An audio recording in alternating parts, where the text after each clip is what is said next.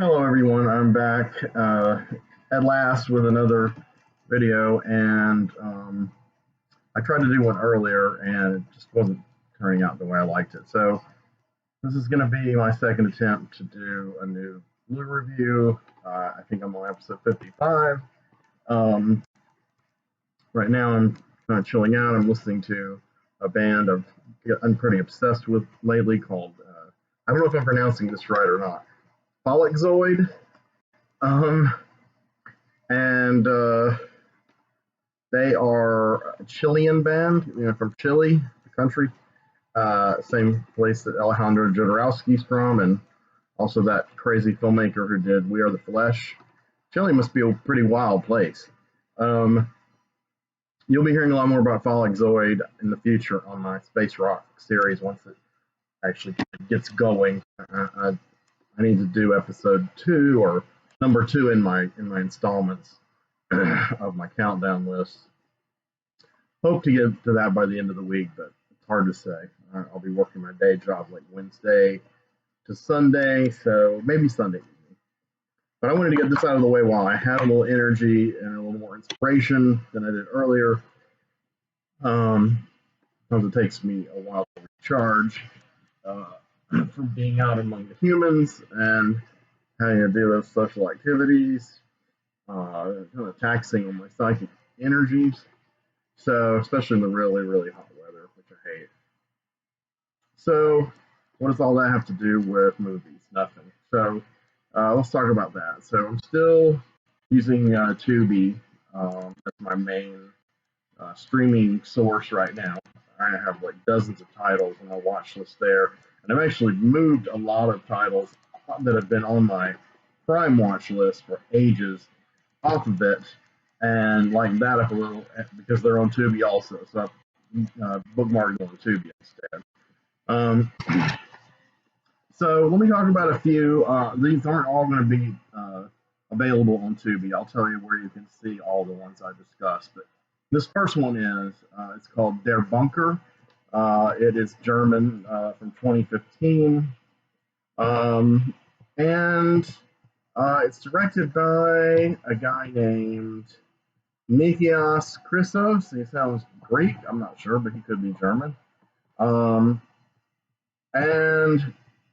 it stars Pit Bukowski and Una van Mejdal, who I really would like to keep my eyes out for in other movies now. Well, both of them really, but Una doubly for being a great actress and being very attractive. So it's a strange movie. It's kind of a what the fuck kind of jaw dropping film. I'm not sure it succeeds at everything it sets out to do, but then again, I'm not sure it sets out to do everything maybe I thought it was. Anyway, it's very German. It's very absurdist, beautifully shot, pretty set bound. It's basically a student goes to rent a room somewhere he can work on this project of his, kind of like a dissertation or a thesis. It's going to be his like masterwork where he's going to answer some lofty question for academia or mankind. It's a little vague. The question is never fully posed, and the answer certainly doesn't ever emerge. But it's more things to think about and part of kind of the tapestry of the story. The story's simple. He needs a place to live for a while, so he starts renting a room, which is a tiny room inside of like a bunker. So I guess it's left over from World War II. I don't know. It's German. I know it's a stereotype, but I'm mostly German, so I get to do that. But this is the deal. He's kind of a quiet, unassuming guy, intelligent, well mannered. And he kind of rents from this family who is maybe not so together mentally as he is. The father is kind of insane caricature. That guy's over the top, and he's kind of a bizarre kind of control freak. And there's almost this kind of Gomez and Morticia sexual thing between him and his wife, which that's cool. I like that angle, but unfortunately, her sexuality strays into other areas than that, as we later see. I don't think he's much use to her in that area. Una von Maydell plays this character, and she's the mother, and she's she kind of hobbles along. Her right leg is heavily bandaged, so you get a feeling she's recently had a debilitating wound. And then there's Klaus. So Klaus is their son, and he's played by an actor who's probably as old, if not older, than Una. Una was around 30 when she shot this film. I think she's about 36 now, because I looked her up as I was fascinated with her.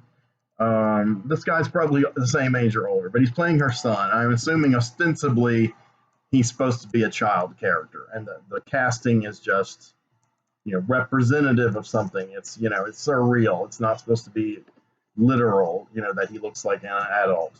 I get the impression that even for his actual age in story, which might be like, I don't know, 10 or 12 or 14, 15, it's hard to say. 16, I don't know, somewhere in his teens maybe. He's backward for that age. And so they cast the adult actor to even further emphasize how backward he is. The father wants this kid to become a president. They never really say of what until near the end, and they say it is of the United States. I don't know if Bavarian citizens can do that, but they really believe in this kid, and they are really obsessed with educating him about nonsense. Really, the capitals of every country on Earth. That seems to be the major thing they want him to know first before they move on. And he can't quite grasp it. So there comes a point where they decide. Our young student, played by Pip Bukowski, our star, he can't quite pay all the rent every month for this room. So, as going towards it, he's going to tutor young Klaus. So the student becomes the teacher, and Klaus is impenetrable. He can't pick up on any of this stuff, and so you have a kind of series of bizarre and absurd and somewhat amusing situations. And finally, the family's not happy that Klaus isn't learning from this guy either. And they kind of, whip him with a stick a few times in the ass to punish him occasionally to punctuate this. And that's kind of evocative. The first thing that's evocative of how kind of twisted their psychosexual scenario is. And like I said, how much of it doesn't involve really that guy switching his son is really the only kind of real, possibly sexually gratifying thing that character is really involved in, even though there is a lot of flirting with the wife. So the wife opens up in more ways than one to the student, and she unveils the scar on her bad leg, and it's kind of like an open festering wound, only semi-festering, but still, it's not completely gross, but it's long. It's like most of her calf on the outside. It just looks like it needs to be bandaged up for a while and heal, and maybe even have a skin graft or something. And she explains to our protagonist that it has to do with this being that came to her called Heinrich. First, he's like, who's Heinrich? He figures it's some guy they know. And Heinrich is like this extraterrestrial, extra-dimensional being that she has had an affair with, and then now has come to inhabit her. He actually speaks to her and speaks out into the world through that wound, which I think is pretty damn cool, an interesting idea, actually. So that got me really hooked into the movie. I wanted to see how they were going to do this being living in her wound on her leg and instructing her. And so Heinrich pushes them all a little bit, manipulates the student through the mother, and he begins the student teacher now. He begins because I can't remember the character's name. He begins whipping Hans too, and mainly on the hands. And believe it or not, that stirs up his discipline, and he suddenly knows all the capitals to all the countries in the world.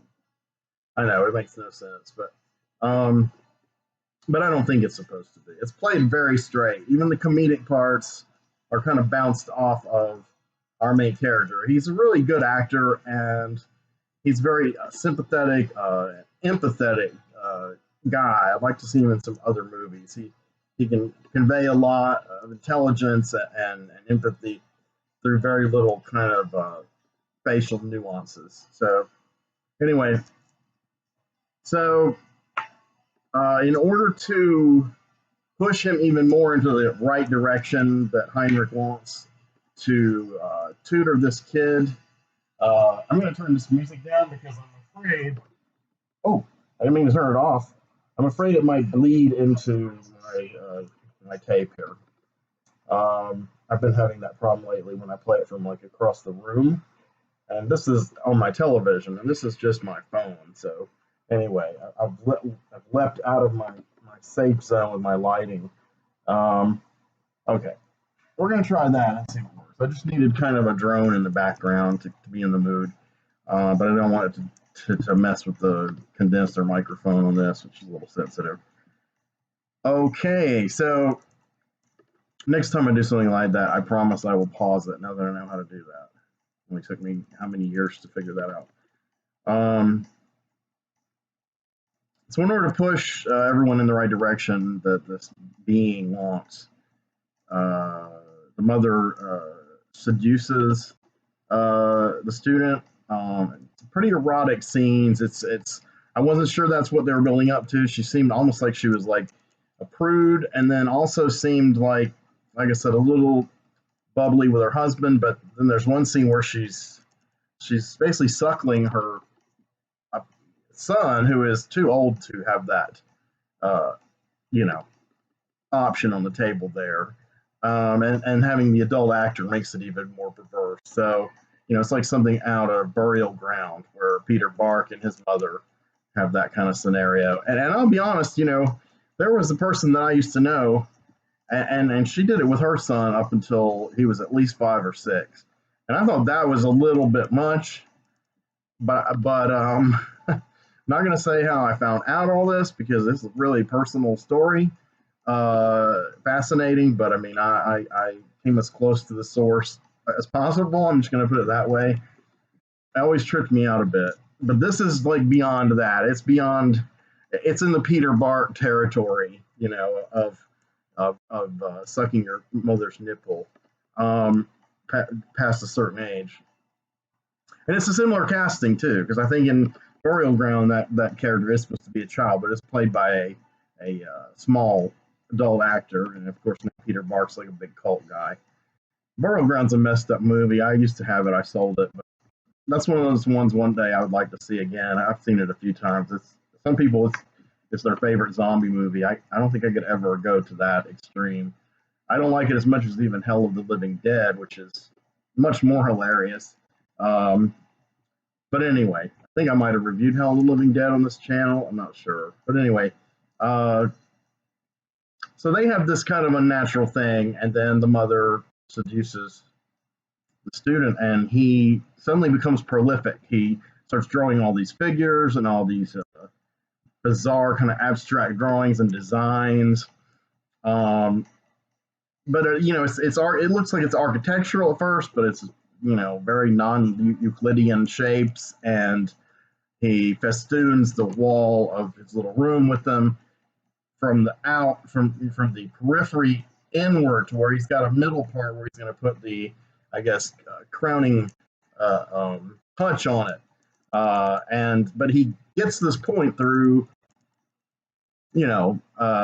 being manually stimulated by the mother and orally, and then just having full on sex with her while he's drawing all this stuff. I think he's taking her from behind and he's drawing the things on a paper on her back.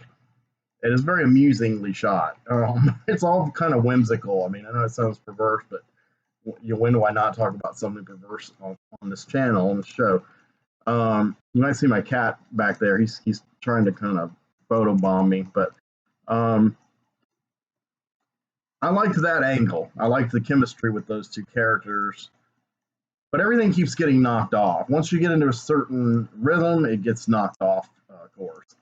And uh, this movie went by quickly for me. You know, it held my attention. The look of it was very cool, and uh, I have a kind of a weird affinity for these kind of strange German movies. You know, in recent years I've gotten pretty obsessed with like Der Fan or The Fan, which I've reviewed on here, and Angst, and of course Bucherite.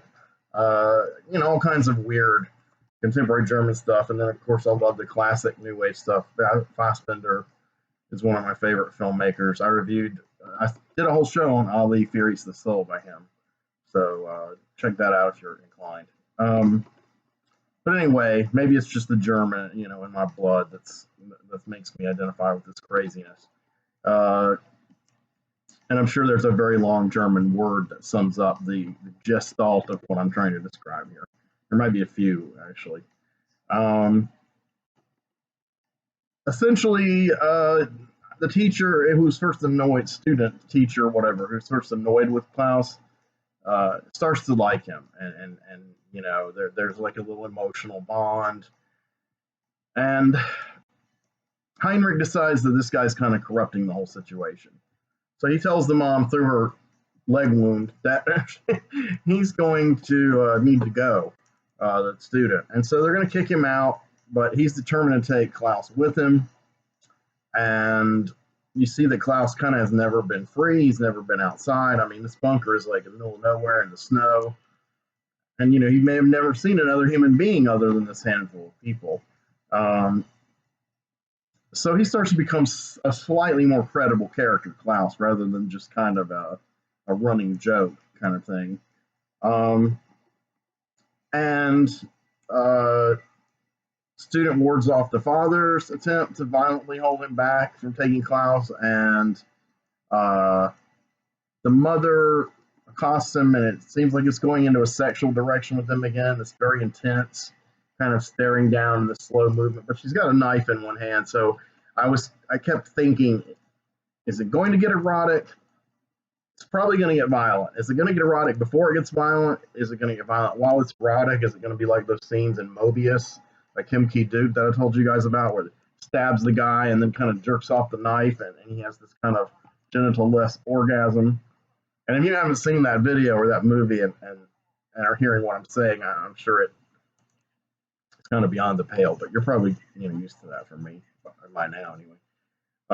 If you're viewing for the first time, please don't go away. I'm always like this, but it's really not harmful to anyone.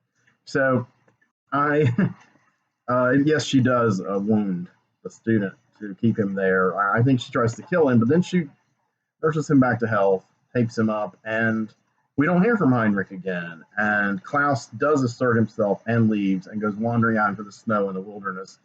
And the couple, get their shit together and back to their kind of decorum they kept in their bizarre household habits. And the student stays with them, and he's vacuuming their rug in the last shot, I believe.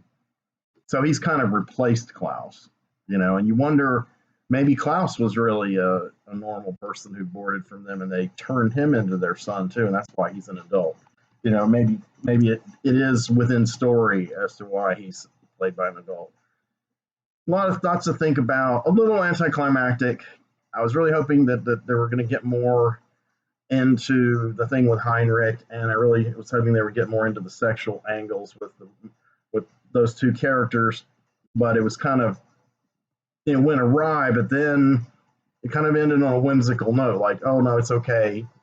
I didn't really kill him. Now he's like our pet. We'll go ahead and let the other boy go.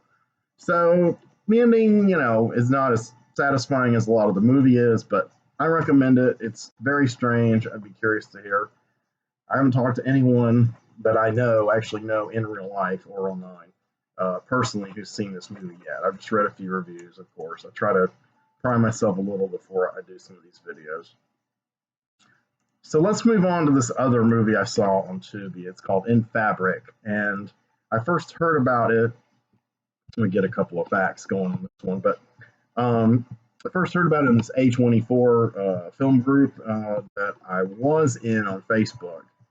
And to be honest, that group kind of started driving me nuts. They were hard to describe. It's kind of like hipsters who were like trying to somehow uh, segue from mainstream cinema into independent, underground, foreign, or weird and challenging cinema. So they're they're starting to create kind of a pantheon that they worship, based around directors like Yorgos Lanthimos, whose Dogtooth I reviewed a few episodes back, and I don't care for his other movies, to be honest, except Dogtooth I like a lot. Um, he's huge with that crowd because Killing of a Sacred Deer was an A24. A24 is a distributor, if you don't know, and I first saw their imprimatur or whatever movies several years ago, like when I saw Kevin Smith's Tusk and Under the uh, oops, I'm about to get this name completely wrong. I'll get back to that one when I can sort it out. Um, Ex Machina by Alex Garland, um, and Under the Skin. That's what I'm thinking of with Scarlett Johansson. Very odd sci-fi movie. And I reviewed Under the Skin for this channel also several episodes, many episodes back. Don't think I ever reviewed Ex Machina. I did review Garland's other movie, Annihilation, though I'm pretty sure in the same video with Under the Skin. Annihilation was not an A24.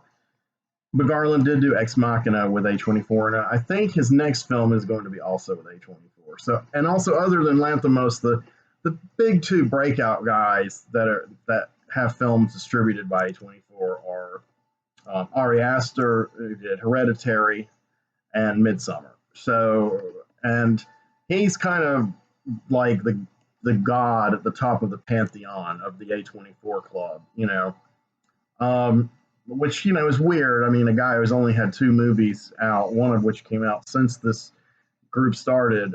It just seems odd to elevate him to such a high level. But their other favorite guy is Robert Eggers, who also has two movies out. The Witch and the Lighthouse, the latter of which also came out since the club was conceived. So you're really talking about beginner cinephiles and not even an intermediate, I'd say remedial maybe. You can refer back to my imaginary film class videos for my thoughts on this and how to approach this stuff and maybe enrich yourself to go about it somewhat methodically to explore this stuff. But these guys are just like basically, if it's on A24, I'm watching it. It's got to be great if it's on A24. Or, if it's Ari Aster, Robert Eggers, Yorgos Lanthimos, then it's a masterpiece. Outside of that, I don't know. And then they even go to where they talk about something called A24 vibes, which is, I guess, films that have the same vibe that reminds them of A24 films. But A24 is not a monolithic thing. I mean, like Moonlight is an A24 film, and I mean, there's plenty of like mainstream and non-mainstream. Room that Brie Larson won an Oscar for, and Moonlight, Mahershala Ali won an Oscar for. I mean, those were A24 distributed. And like I said, they were working back with Kevin Smith when he started, not when he started on horror, but when he did his second horror film, Tusk. I did review another A24 movie on this channel, First Reformed, also. So I always liked the label. I always liked seeing their, logo on something. It was usually an assurance of quality.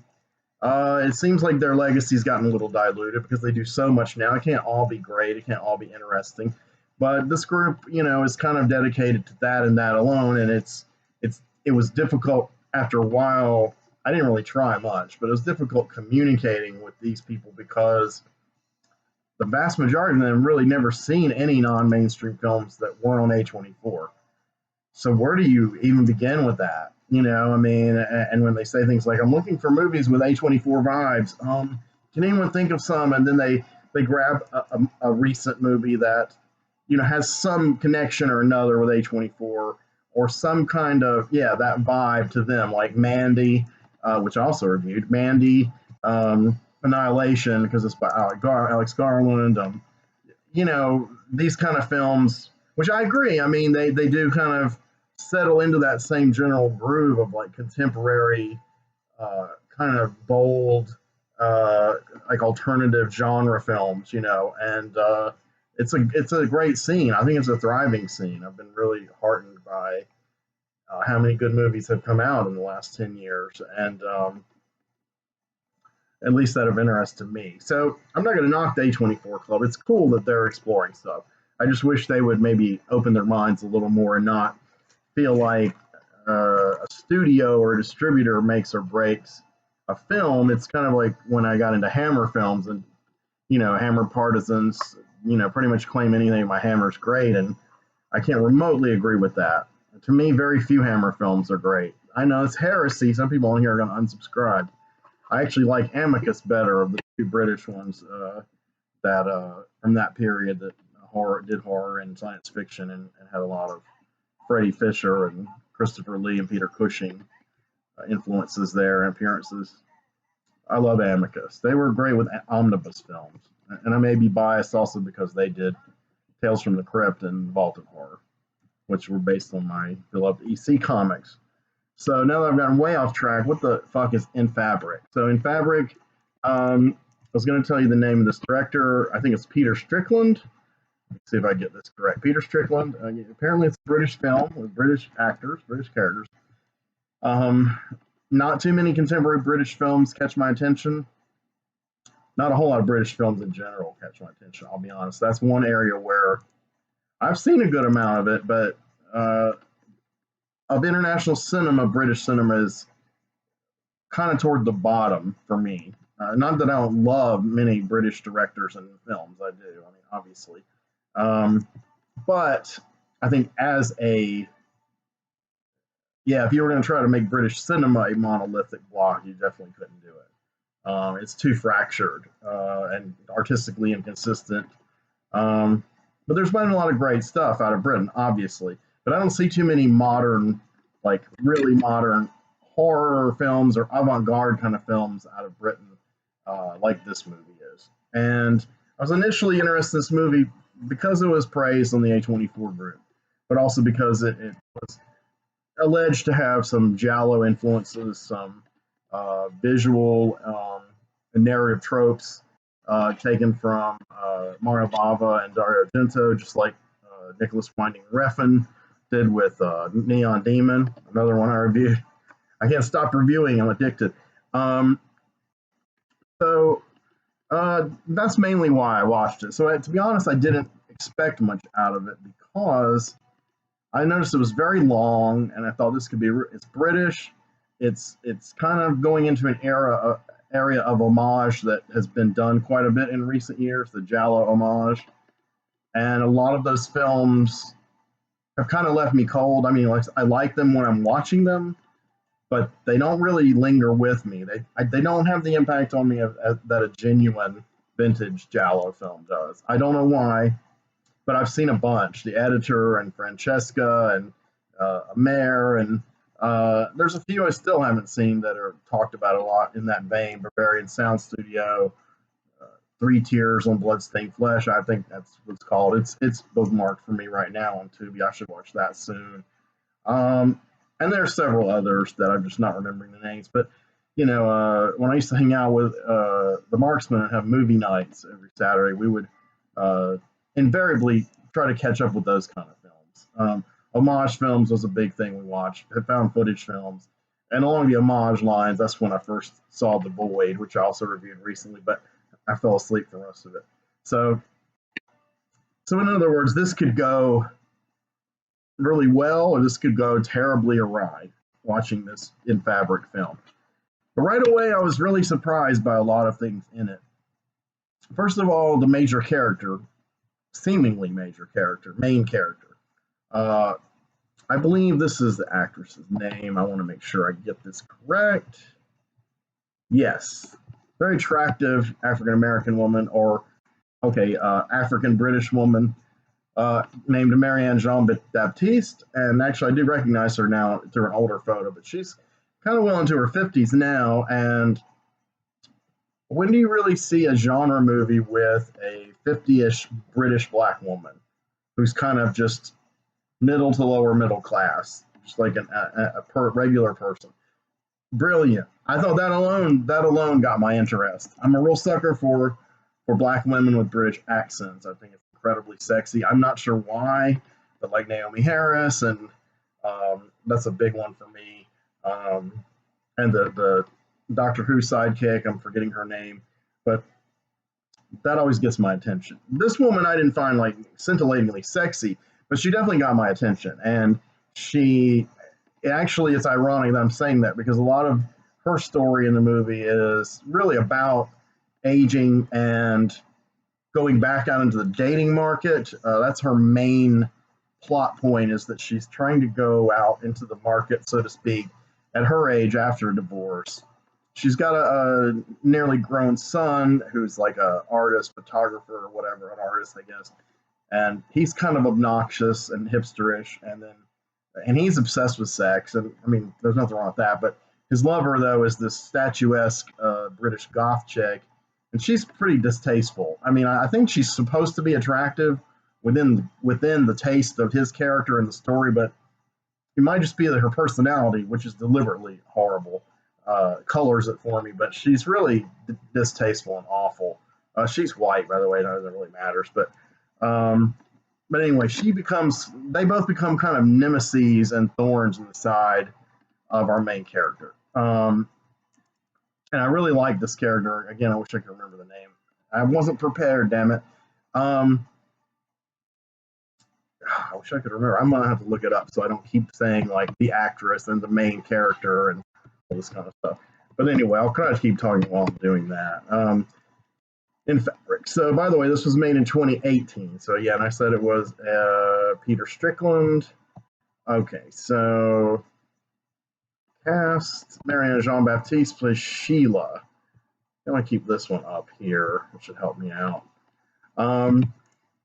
So, yeah, Sheila's got a cool accent, and Sheila's a very empathetic character. And she frequents this shop. And this is where we get kind of the genre elements kind of start coming in. Is she's at this shop, and they're basically a clothing shop, and there's something sinister festering underneath all this, something occult. And this is where we really get a lot of the homages to the European cinema, Italian cinema, Eurotrash cinema, stuff from the 70s, the era that I'm very obsessed with for that kind of film.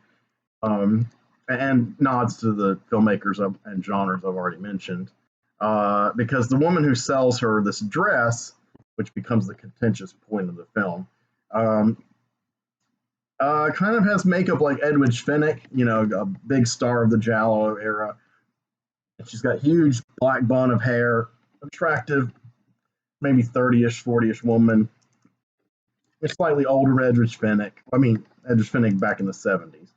And she wears this, beautiful black Victorian kind of dress and outfit. And she speaks in this very lugubrious, loquacious, like verbose fashion. Everything is every answer to a question, every statement is like a very long, lengthy discourse with many multi-syllabled words. She's just kind of like an endless poetic egghead kind of character. And it's pretty incredible. I got to say, the writing for her is really excellent. Sometimes it's hard to pull off that kind of thing, and if the writer doesn't have a vocabulary to the equal of the character that he's trying to convey, it's not going to work. But Strickland obviously does. So it was pretty excellent. After a while, it starts to drive the more earthy Sheila a little crazy. But she goes crazy kind of in general because of this dress. And it's a red dress, and to me, it's kind of like a plain, ordinary dress. There's nothing particularly smashing about it. Okay, hold on. I'm going to be. Okay, I returned successfully. The dress is just kind of plain, but it's kind of a weird thing. It's supposed to be like a size 36. I don't really know much about dress sizes in Britain. for an American dress size, that sounds very big, which I don't have a problem with. I like voluptuous women, but a lot of people would be like, I want a girl size 4, or a woman might be, I want to be size 4. I'm going to starve myself to death.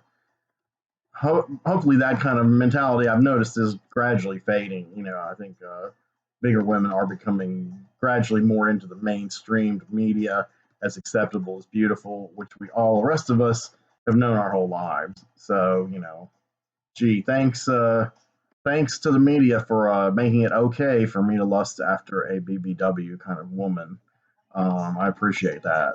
Your license to do that, society. So anyway, um, essentially, okay, I need to pause it. Okay, I was having some trouble with my background music again. Not that it was too loud, but it kept cutting out. I'm playing it through YouTube, and my laptop has like a foolproof uh, ad blockers, but my phone doesn't. So it gets interrupted by the same banal ads that I used to get interrupted with watching YouTube on my laptop. So periodically I may have to reboot and get back into what I'm listening to. So, but I don't want to put the phone too close because of that condenser microphone issue.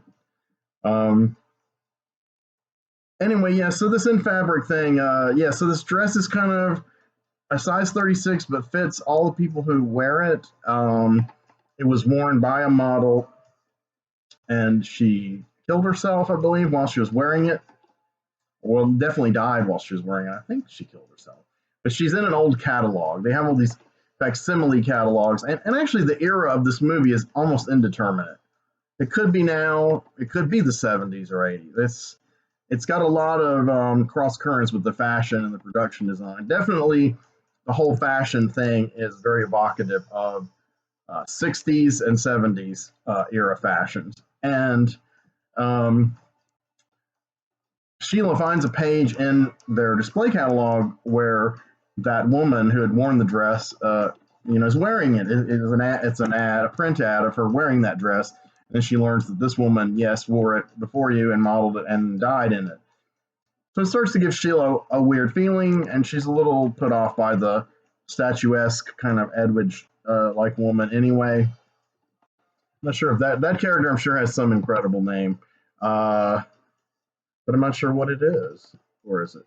I think I found it. Miss Luckmore, and her accent is real. She's the Romanian. Damn. So they got a real Romanian actress who resembles Edwidge Fenech. Very, very good. And the place, the clothing store, is owned by this lecherous old man, and he's kind of a sinister kind of type that you might see in an older Giallo movie or even an older British horror movie. And after a while, it starts to become an ongoing thread subplot. Though Sheila and our main characters don't know anything about this, indefinitely. But we learn that basically this whole dress shop has been around for ages, maybe really for ages, and that they're like a cult. They're like a witch's coven, an evil coven. He's kind of like the master, and Miss Luckmore is kind of like the focal figure, the spokeswoman, and then there's the other witches, and it kind of evokes Suspiria, and some of the graphics around it evoke Suspiria a little bit. Some of the music in a couple of scenes, not heavily though, not as heavily as I thought it would, but it does it in a smooth way. To be honest, I think it succeeds where the Suspiria remake failed. It's kind of like heading down that same track, but did it better. I know, another one I'll be killed for. So you've got that angle, and some of the great Giallos do have that kind of weird supernatural cult thing, and some of those have Edwidge Fenech, like All the Colors of the Dark. I think Ivan Rasimov is the head of the cult in that one, if I have that right. And he was good at playing cult leaders, like in Eaten Alive.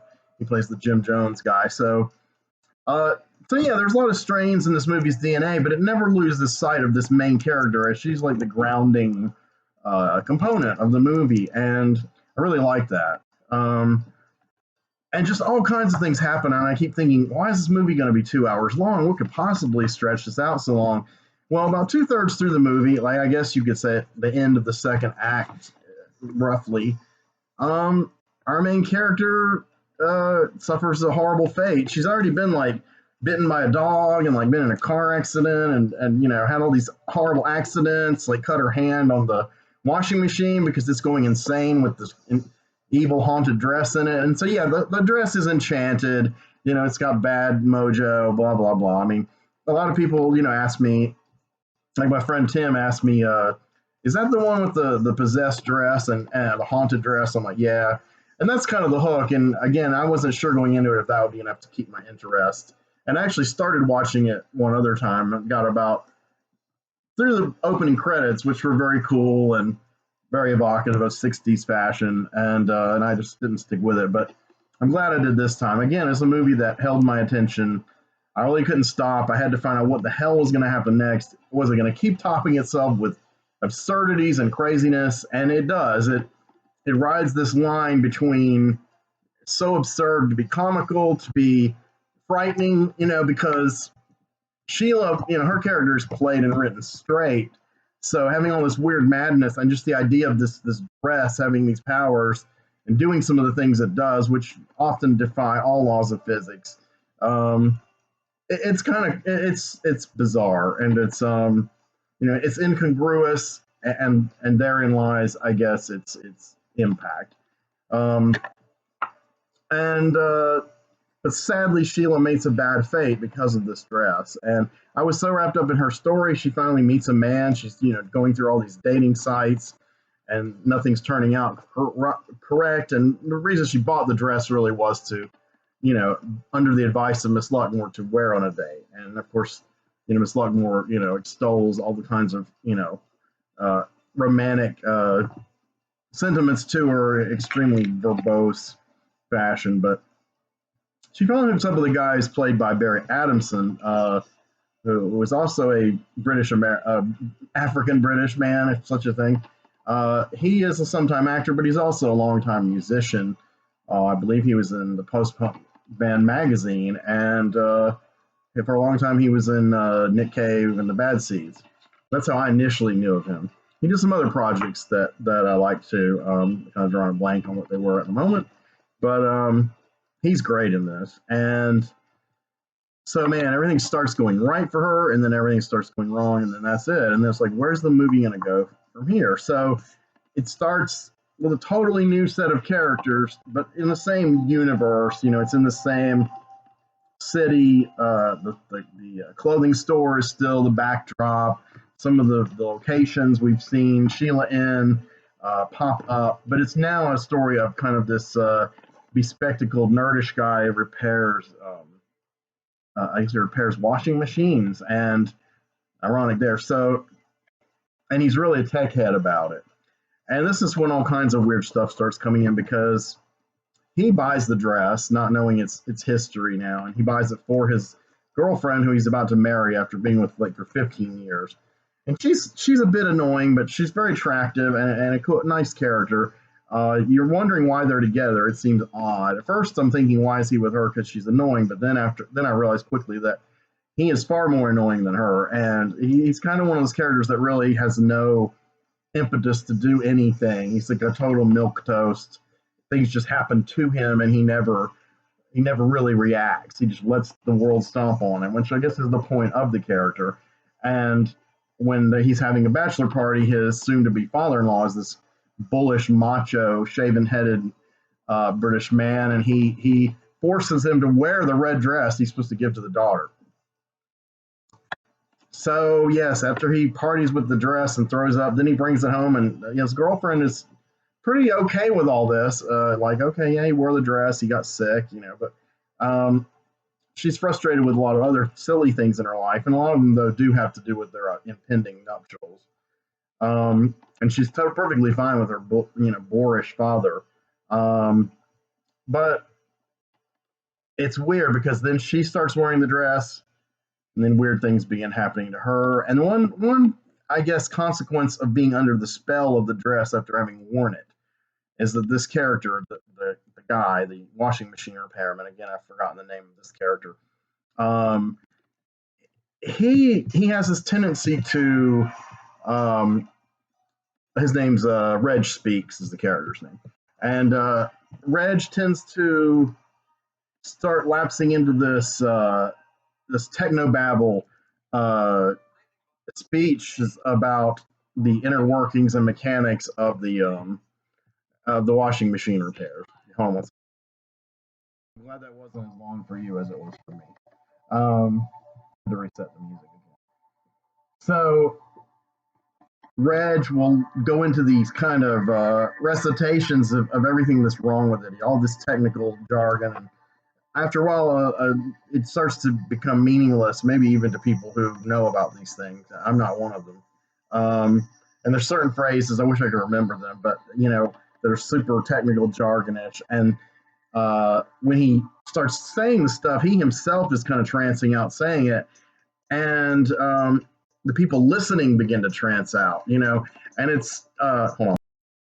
Okay, so they start zoning out, and it's kind of I guess, satirizing his personality, and that he's going to bore these people to where they're you know falling asleep or trancing out, but really they really are trancing out, and it really is the effect coming from him, which began with the enchantment from the dress. So eventually, our new main character, which isn't really Reg Speaks, it's Babs, his girlfriend that he's going to marry. She kind of becomes the central character, and she finally ends up going to the dress shop, and it's one thing after another, and then all chaos and hell breaks loose, and there's like women getting in these fist fights and brawls in the store, and things catching on fire, and of course the dress is kind of part of all this, and Babs is kind of stuck in the changing room at the time, and the Miss Luckmore character is like trying to keep order, and her big bouffant hair actually is a wig, and we saw it earlier that it was a wig. She's really bald, and it falls off, and she finally escapes, and we've seen this kind of weird thing in the room where they do the sewing, where she has this weird elevator that is tiny, and she gets into it and it goes to the bottom floor, and the dress store catches on fire. There's all these mannequin images also throughout the movie. I should have mentioned that a long time ago. Very heavy riffs on Blood and Black Lace by Bava. The fire at the end with all the witches and everything going nuts, and this is very evocative of the ending of Suspiria. But it really doesn't feel like those movies. It doesn't. It's a different vibe as far as the characterization and the plot flow. It's crazy though, so I really enjoyed it. I don't really know how to describe the ending, so I'm not going to try to, and I don't, therefore saving a spoiler for once. Um, I Yeah, it was a lot better than I expected. It held my attention. It was amusing. It was interesting. It was unique. Again, it was a recent modern movie that's kind of eccentric and kind of its own thing. Well done story, not predictable at all. Even though it does homage a lot of other familiar works. So I'm going to go into try to keep this kind of brief. I'm going to go into my final spiel. I was going to do more films, but again, I've run kind of over long, and I don't really want to run forever. Um, I'm trying to decide what to kind of narrow it down to, even as I speak, and I kind of feel like I'll probably cut it off very soon. Uh, but I will do a sort of review of one more and mention a few other things, and then I'll split. So I would say the next movie that I watched around the same time, and there's been several I've finished. So the next part of this blue review will be stuffed with reviews too. Was Death Proof by Quentin Tarantino, and that was the only Quentin Tarantino uh, film I'd never seen. I'm not a fan of Quentin Tarantino per se. I think I've mentioned him briefly in passing. I try to mention him as little as possible because uh, people have, when you mention him, people light up and they go crazy, and they get hyperbolic about it, and they lose all perspective of cinematic criticism. So I don't go there. A guy that Used to come in to shop I worked at Borders for years, where I was in charge of the music and movies upstairs. He said to me once, are you into Quentin Tarantino? And I said, no, not really. And he said, nobody can claim to be into cinema. And nobody can be into cinema and not love Quentin Tarantino. And I said, well, I am, and I don't. So I guess I'm a human anomaly. Um, anyway, that's another one of my controversial opinions. I'm not going to beat anyone over the head with it. I will say I love Jackie Brown. That's the only movie of his I truly do love. Some of his movies I hate. Most of them I just don't care about one way or another. But anyway, this was free, and I was mildly curious. Yeah, it has Kurt Russell and Rosario Dawson, both of whom I usually like. But yeah, it was part of the Grindhouse, 2-pack thing with Planet Terror by Robert Rodriguez and the faux trailers from that era. And yes, it does replicate the look of that era. It's beautiful. It's oversaturated color, and of course, it has a lot of the little blips and technical things on purpose, snafus and.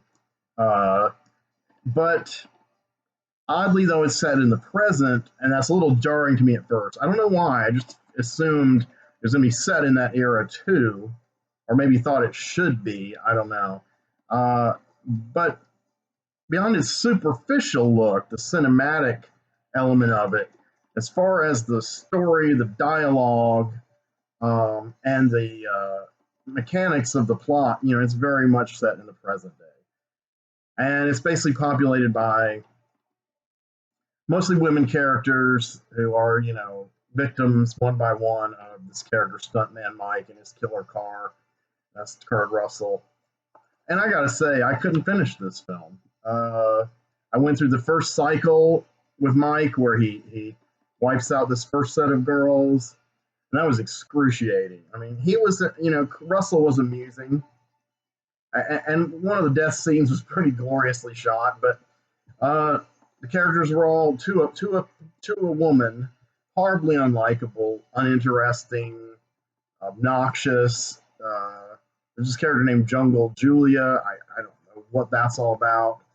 And she's just this trash talking black girl, and not in an amusing or entertaining way. She's just a very mean spirited and boring character. They're all really boring. And they just talk shit. That's all, banal dialogue. And again, I guess this is all on purpose. It's supposed to be a satire or a parody of 70s movies. But the thing is, it doesn't do the things that endear 70s exploitation movies to us so much. It starts off slow with long dialogue scenes. I mean, if it were a real 70s exploitation movie, it would first 5 minutes before the credits would have been packed with sex and or violence and some outrageous happenings. None of that comes until way later. So that already misses the mark completely there. So really, other than the look, it doesn't have a legitimate claim to being a grindhouse feeling movie, which I was not expecting that. I was expecting the whole thing to be so on the nose because he's so obsessed with those kind of movies, and I am too. But man, this guy, regardless of what you think of any of his other films, in this instance, I have to say he's no Jack Hill when it comes to exploitation movies. It's very low energy, very low wit. The women aren't particularly attractive, so that throws a lot of the whole Pam Grier, icon thing out the door that Jack Hill had going for him. Nobody like that in this movie. I finally get to the final set of girls, and I get to Rosario, and Rosario is usually good. I like her. I've met her in person. She's a nice person. I like a lot of her work. Sometimes there can be a sameness to her acting, like she's kind of playing herself. That's her persona.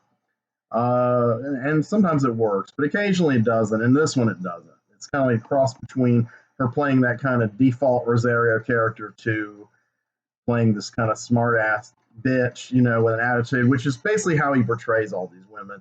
I mean, he's been criticized endlessly, at least up until he did Hateful Eight, for not having believable or credible or sympathetic or realistic female characters, and with good reason. Well, okay, Jackie Brown. That's the only one he had, but he didn't create that character. It was an adaptation of the Elmore Leonard character, Jackie Burke.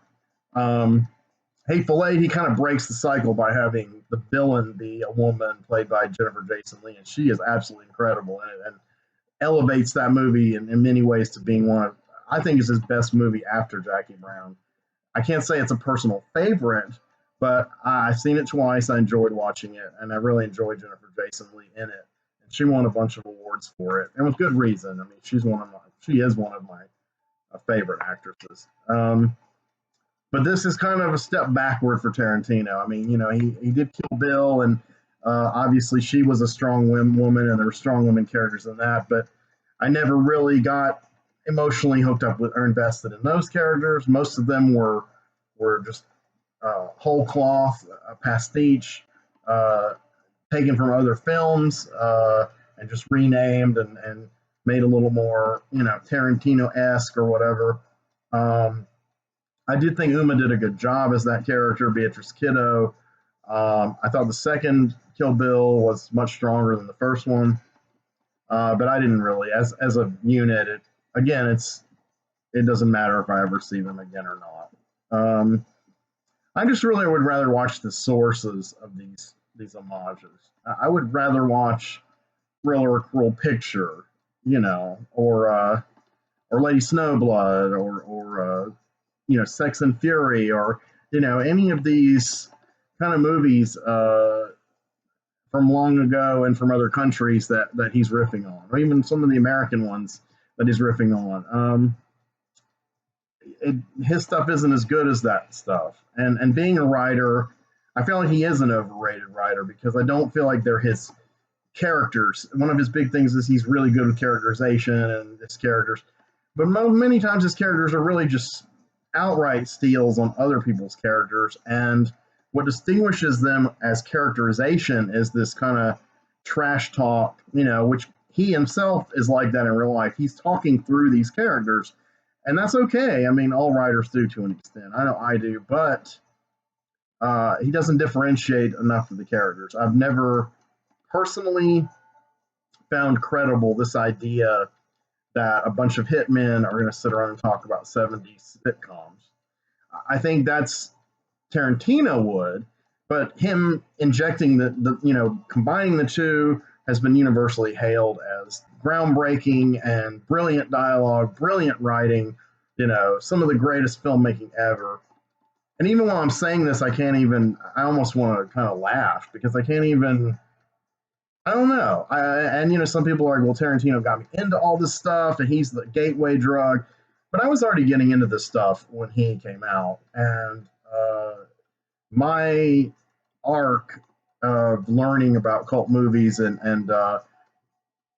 such kind of ran parallel with his uh, entry into the film scene and his rise. Now, he's a bit older than me, so he was obviously into this stuff probably well before I was. Well before. I mean, I started getting into it in earnest in the early '90s, around the time or slightly before Reservoir Dogs came out.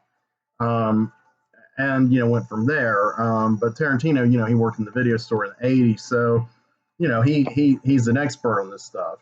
It's just the way he regurgitates it into his own films and his own characters that I don't really care for. So I'll just leave it at that. So this one is one of his worst movies, I think. I couldn't finish it.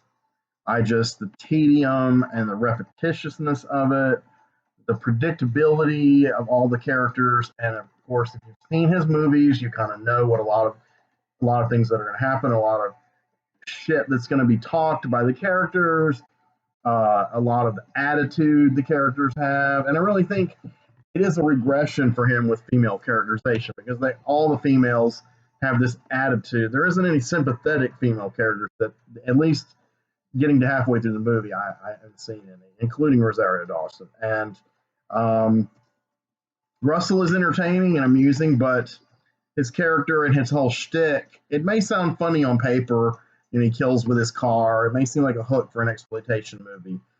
But as I've said before, he misses all the key beats of those movies that he's allegedly homaging. And there's not much weight to the stuntman Mike concept. I mean, once you see the first murder, I mean, I'm sure they get gorier and crazier and more creative as the movie goes on, and I didn't stick with it, etc. But I didn't want to stick with it. You know, I try to see these movies through to the end, and when I can't finish one, it's really kind of a bad sign. You know, I usually don't go even when one doesn't grab me. I don't usually go as far into it as I did this movie. I don't think I got quite halfway into the movie. Um, Again, it was over long, too long to be the kind of movie it's homaging to, I think, and have the kind of pacing, the stilted pacing that it has. Um, I held on as long as I could because, like I said, it was for completism's sake. It was my last Tarantino, and I think it pretty much will be my last Tarantino. I don't, you know, if he puts out any more movies, he's constantly wavering over when and if he's retiring. You know, it's kind of a publicity stunt, kind of like Ozzy Osbourne and David Bowie had numerous farewell tours. You know, they never retired. Well, David Bowie did eventually, but he died, and Ozzy now has Parkinson's. So, you know, uh, so unless you know Tarantino gets horribly debilitated or passes away, and I don't want this won't wish death or dismemberment on the guy, just because I'm not a fan. But unless that happens, I'm sure he'll keep making movies for decades. I mean, he is a bit older than me, but that's still hardly ancient. Though some of my young coworkers at my day job think I'm very old, but you know, fuck what they think. Um, so yeah, Death Proof was a bust. I would never recommend it to anyone for any reason. I don't care if you're a Kurt Russell fan, a Tarantino fan, a Rosario Dawson fan, a fan of Grindhouse, especially if you're a fan of Grindhouse cinema. I'm curious about Planet Terror with Rose McGowan. Now, I do like Rose McGowan. I especially like her as a person. I have a lot of respect for the truth to power path that she's on now in her life, and she's been through a lot. She's a cool person, cool actress. She has a small part in this, and actually, the conversation between her character and Kurt Russell's is really the only exchange of dialogue that I found remotely compelling. She was the only female character that I had any interest in watching at all.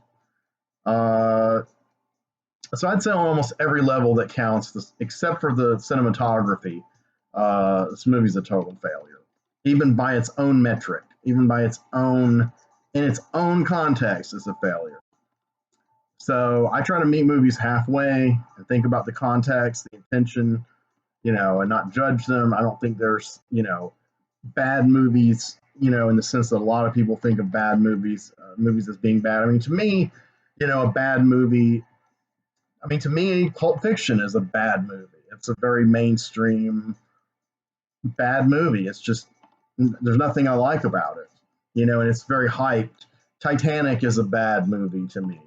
You know, the Planet of the Apes remake is a bad movie to me. Lion King is a bad movie. All of these movies commit the cinematic sins that I personally feel shouldn't be committed in a movie. Uh, they're just I don't know. I hate to sound like my old punk rock days, but they're just too commercial for me. You know, they're not my sensibility. They don't have A24 vibes, that's for fucking sure. So anyway, I'm going to exit on that fractured note, and I'll be back soon, hopefully soon as possible, because I have a slew of other ones I want to talk about. But three's enough for now, and 2 out of 3 recommendations is not too bad. So take care. See you soon.